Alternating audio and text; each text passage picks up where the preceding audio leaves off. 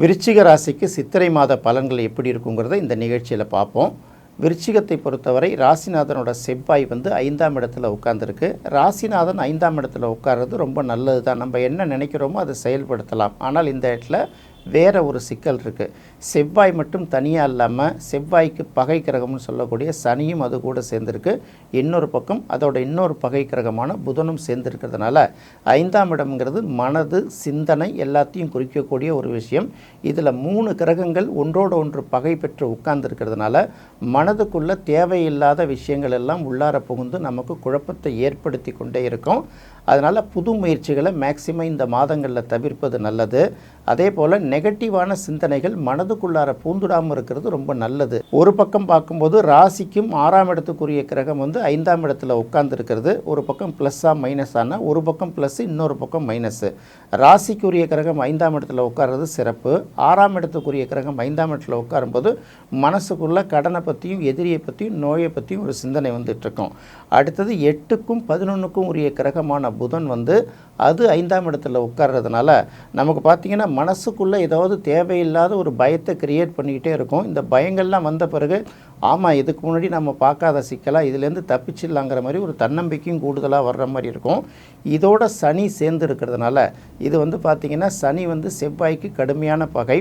அடுத்தது புதனுக்கு பெரிய பகை கிடையாதுங்கிறதுனால கூடுமான வரைக்கும் இவர்களுடைய எண்ணங்கள் எல்லாமே பார்க்கும்போது எல்லா விஷயங்களையும் நோய் நாடி நோய் முதல் நாடி அப்படின்னு சொல்லுவாங்கள்ல, எல்லா பிரச்சனைகளுக்கும் காரணம் எதுவாக இருக்குன்னு தோண்டி துருவி விசாரணை நடத்தி இதன் பிறகு இதுபோல் ஒரு சிக்கலோ பிரச்சனைகளோ வரக்கூடாது அப்படிங்கிறதுல ரொம்ப கவனமாக இருப்பாங்க. பொதுவாக 5ஆம் இடத்துல இந்த மாதிரி பாவகிரகங்கள் சேர்ந்து இருக்கிறது மனதுக்குள்ள தேவையற்ற குழப்பத்தையும் பீதியையும் ஏற்படுத்தும். இந்த நெருக்கடிகள்லாம் தீர்க்கறதுக்கு மற்ற கிரகங்களோட அமைப்புகளும் பலன் கொடுக்கும்ல, இதை நம்ம அடுத்தடுத்து பார்ப்போம். அதுக்கு முன்னாடி பார்க்கும்போது ராசிக்கு 4ஆம் இடத்துல ராகு இருக்குது. இந்த ராகுவை குரு பார்த்துக்கிட்டு இருக்கு. 4ஆம் இடம் அப்படிங்கிறது பார்த்திங்கன்னா வீடை சொல்லலாம், மனையை சொல்லலாம், வாகனங்களை சொல்லலாம், இல்லை பார்த்திங்கன்னா எஸ்டேட் ப்ராப்பர்ட்டிஸ் இதெல்லாம் சொல்லலாம்ல. இதுபோல் ஏதாவது பெரிய அளவுக்கு வாங்கணுங்கிற எண்ணம் பார்த்திங்கன்னா தொடர்ச்சியாக மனசில் உதிச்சிக்கிட்டே இருக்கும். இது வரைக்கும் என்ன முயற்சி பண்ணாலும் நம்ம நடக்க முடியலையே அப்படிங்கிற தவிப்பு வரக்கூடியவர்களுக்கு பார்த்திங்கன்னா குருவோட பார்வை இப்போ ராகுக்கு கிடைக்கிறதுனால நம்ம மனசுக்கு கட்டுப்பட்டு நம்மளோட வருவாய்க்கு உட்பட்டு நம்ம எந்த அளவுக்கு நமக்கு பலம் அப்படிங்கிறத பார்த்து செக் பண்ணி ஒரு முயற்சி எடுத்திங்கன்னா இந்த வீடு வாங்கிறது, வாகனம் வாங்கிறது, சொத்து பத்து வாங்குகிற விஷயங்கள் சக்ஸஸ் ஆகும். அதனால் அது ஒரு பக்கம் ப்ளஸ்ஸு. இன்னொரு பக்கம் பார்க்கும்போது ராசிக்கு 6ஆம் இடத்தில் சூரியன் வருகிறது. சாதாரணமாகவே ஒரு ராசிக்கு 3ஆம் இடத்துல, 6ஆம் இடத்துல, 10ஆம் இடம், 11ஆம் இடத்துல சூரியன் வந்தால் கண்டிப்பாக அவர்களுக்கு வருவாய் சேரும் அப்படிங்கிற ஒரு விஷயத்தை சொல்லுவோம். இப்போ பார்க்கும்போது 6ஆம் இடத்துல சூரியன் இருக்குது.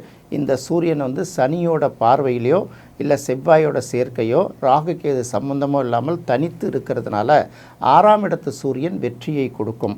6ஆம் இடத்துல சுபக்கிரகங்கள் இருக்கிறதை விட பாவக்கிரகங்கள் இருப்பது ரொம்ப நல்லது.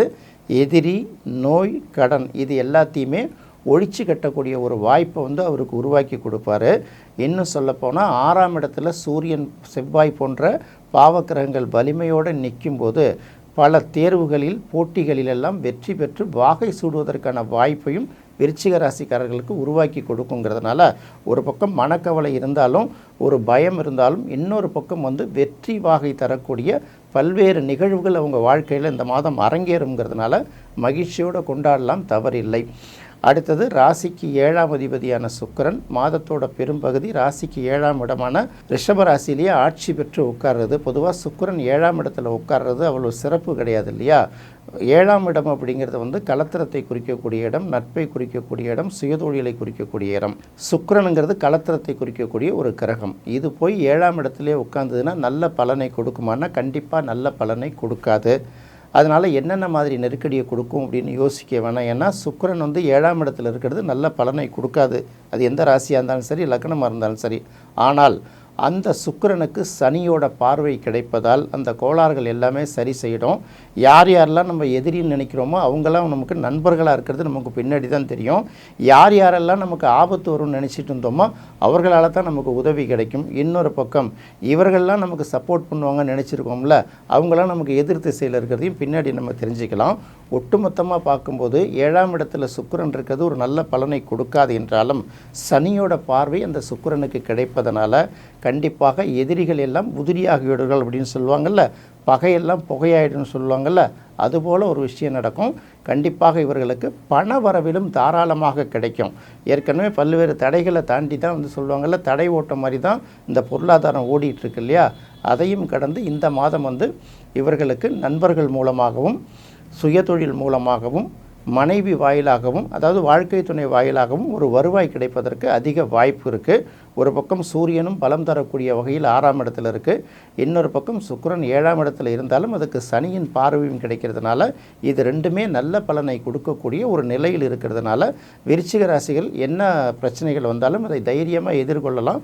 முடிவு வந்து அவர்களுக்கு வெற்றியாகவே அமையுங்கிறத மட்டும் மன தைரியத்தோடு நம்பிக்கிட்டு நீங்கள் பயணப்படலாம்.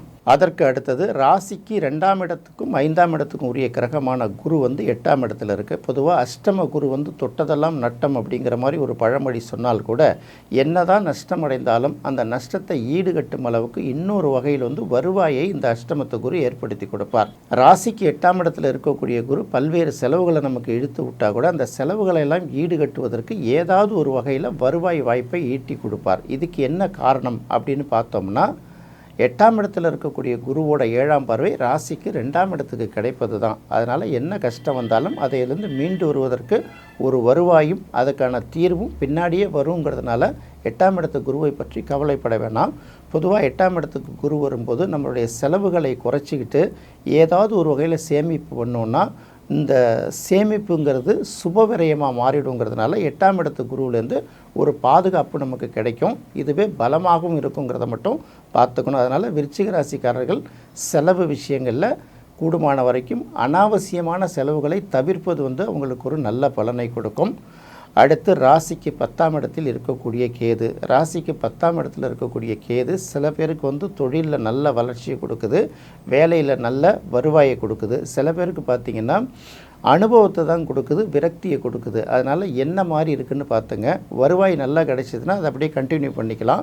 ஒரு பக்கம் வேலையில் தேவையில்லாத பிரச்சனைகள் வந்தால் ஞாயிற்றுக்கிழமைகளில் விநாயக பெருமானை வழிபட்டுட்டு ஒரு சூர தேங்காய் உடைச்சிங்கன்னா உங்களுக்கு அது ஒரு நல்ல பலனை கொடுக்கும். அதனால் சித்திரை மாதத்தை பொறுத்தவரை விருச்சிக ராசிக்கு என்னதான் நெருக்கடிகள் இருந்தாலும் எல்லா நெருக்கடிகளையும் தோற்கடித்துட்டு வெற்றி வாகை சூடுவதற்கு 6ஆம் இடத்தில் இருக்கக்கூடிய சூரியன் துணை புரிவார்.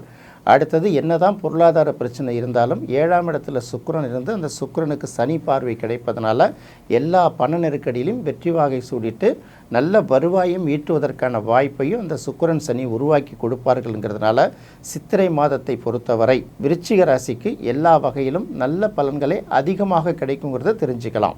விருச்சிக ராசிக்காரர்கள் தங்களுக்கு கிடைக்க வேண்டிய நல்ல பலன்களை பெருக்கிக் கொள்வதற்கும் கெடு பலன்களை குறைத்து கொள்வதற்கும் ஞாயிற்றுக்கிழமை அல்லது செவ்வாய்க்கிழமைகளில் அண்ணாமலையார் அல்லது அருணாச்சலேஸ்வரர் அப்படிங்கிற பேரில் உள்ள சிவனை வழிபடுவது நல்ல பலன்களை தரும். என்ன நேயர்களே, விருச்சிக ராசிக்கு சித்திரை மாத பலன்கள் எப்படி இருக்குங்கிறத இந்த நிகழ்ச்சியில் பார்த்தோம். தனுசு ராசிக்கு சித்திரை மாத பலன்கள் எப்படி இருக்குங்கிறத அடுத்த நிகழ்ச்சியில் பார்ப்போம். நன்றி, வணக்கம்.